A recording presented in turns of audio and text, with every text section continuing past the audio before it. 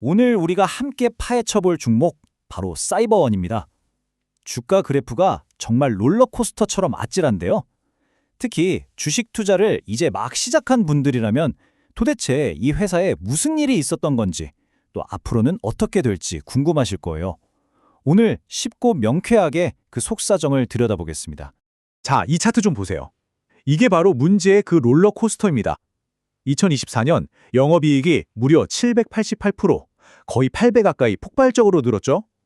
그런데 바로 다음 해, 언제 그랬냐는 듯이 97%가 증발해버렸습니다. 정말 극단적이죠? 아니, 어떻게 1년 만에 이런 일이 가능했을까요? 그리고 투자자 입장에서 더 중요한 건 앞으로는 어떻게 될까? 바로 이 부분이겠죠?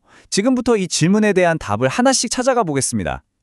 우선 이 회사가 뭐 하는 곳인지부터 알아야겠죠? 사이버원, 아주 쉽게 설명하면요. 기업이나 정부를 위한 디지털 보디가드다. 이렇게 생각하시면 딱 맞습니다. 그러니까 우리가 잠든 순간에도 해커들은 활동하잖아요? 사이버원은 바로 그런 해커들의 침입을 막기 위해서 24시간 내내 고객사의 시스템을 감시하고 위험 신호를 즉시 잡아내서 공격을 막아주는 말 그대로 철통 경호를 하는 회사입니다. 그럼 이 디지털 보디가드가 구체적으로 어떤 일을 하냐면요. 크게 네 가지로 나눌 수 있어요. 24시간 감시하는 보안 관제가 기본이고요. 또 어디에 약점이 있는지 미리 찾아주는 보안 컨설팅도 하죠. 그리고 좀 특이하게 IT 보안뿐만 아니라 CCTV 같은 물리 보안까지 합친 스마트 시스템 사업도 하고요. 자체적으로 개발한 보안 소프트웨어를 판매하기도 합니다. 그런데 이 회사의 진짜 강력한 무기는 바로 이겁니다. 정부가 인정하는 아주 중요한 국가 보안 라이센스가 3개가 있는데 이걸 모두 가지고 있어요. 이게 얼마나 대단하냐면 덕분에 295개가 넘는 정부기관을 고객으로 둘 수 있었던 거죠. 아주 탄탄한 기반이 되어주고 있습니다. 자, 그럼 이런 사업 구조가 실제 숫자로 어떻게 나타났는지 그 드라마틱했던 재무 이야기 속으로 한번 들어가 보겠습니다. 2024년과 2025년 대체 무슨 일이 있었던 걸까요? 이 표를 보시면 정말 숨이 턱 막히죠?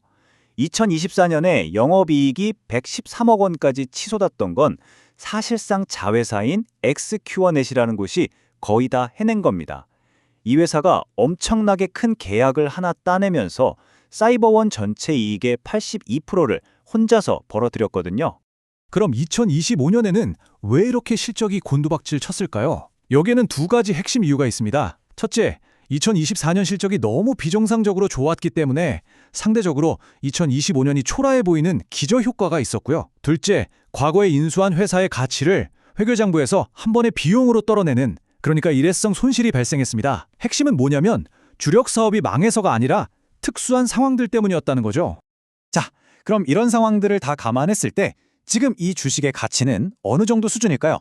이럴 때 흔히 보는 지표 중 하나가 바로 PBR, 주가 순자산 비율인데요.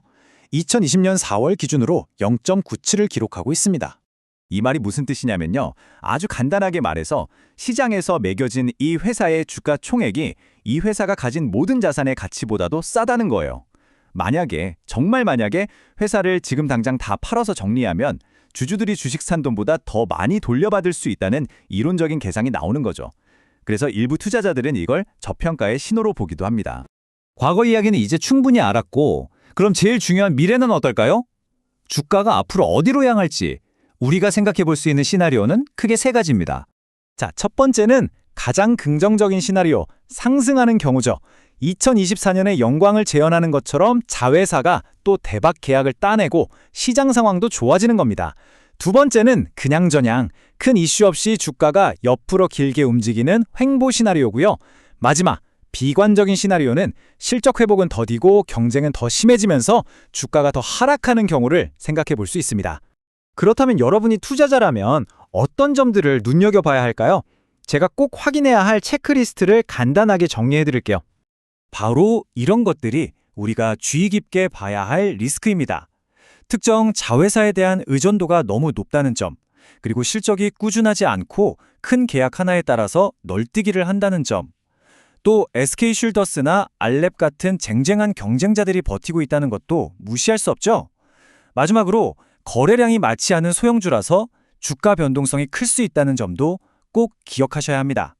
그러니까 결론적으로 이거예요. PBR이 낮아서 주가가 싸 보이는 건 분명 흥미로운 지점입니다. 하지만 그것보다 훨씬 더 중요한 건 이 회사가 일회성 대박이 아니라 앞으로도 꾸준히 돈을 벌 수 있다는 걸 실적으로 증명해내느냐, 바로 이 부분입니다. 결국 사이버1의 이야기는 하나의 질문으로 귀결됩니다.